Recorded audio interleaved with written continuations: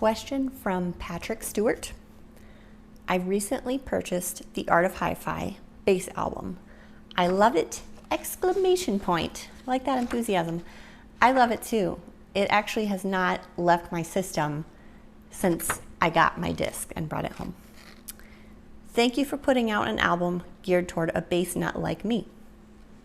We have another bass nut and his name is Paul, so you're welcome. What will the other albums in this series be like? So Art of HiFi is going to be a new series from Octave. We did want to do the first one on bass because Paul is a bass nut, just like you. So that one seemed pretty easy and straightforward. We have actually quite a list of things that we want to focus on. The ones that come to mind immediately are sound staging, where we'll do a number of recordings setting up different sound stages and going into detail about how they were set up and what it should be sounding like in your system.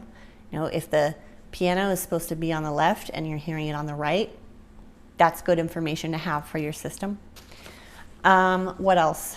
I know we want to do one on percussion. Jay Elliott, one of our main engineers at Octave, is also a drummer, and we have actually a few drummers kind of in our inner circle. Michael Wooten also being one of those. But we want to do some interesting things, you know, not just like 10 songs of a trap set, but do some things like find a giant gong and really rumble. Maybe we did some recordings on some of the compilations with More Than Physics.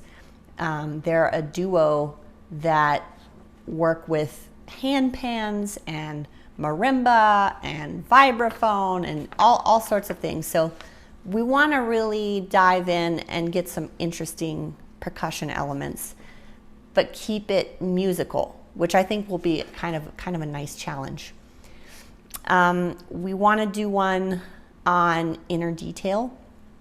So we haven't fleshed out every single one of these ideas, but just kind of giving you the high level, you know, try not to give too many spoilers, but the high level information on what we'd want to do with these. So inner details would be obviously things like close miking a guitar, where you really hear the strings ring out, or working with the Steinway in the studio to capture those really beautiful overtones that can happen on a piano.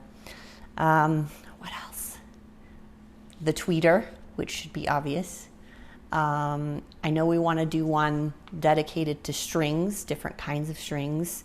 But again, I think the challenge with this series, for me, as the person that's gonna work with the artists and repertoire and kind of curate what the music will be like, is taking one of these themes and making it musical and interesting enough that you could just put the CD in without knowing, oh, this one's about bass. Just put it in and listen to it as a musical piece and find it appealing, while also keeping it in the realm of what we're trying to focus on in all of these recordings. So those are a few of the topics that we want to cover in the new series, Art of HiFi. I'm really happy to hear you're enjoying the bass album. I've gotten quite a bit of positive feedback about that one. And just a fun fact, I'm sure you read the liner notes, but that is the first album that came out on Octave Records that Paul McGowan engineered from start to finish, recording, mixing, all the stuff. So that was a pretty fun experience. So thank you for the question, Patrick. I hope you'll keep an eye out on the next releases. We have already started on the next Art of HiFi.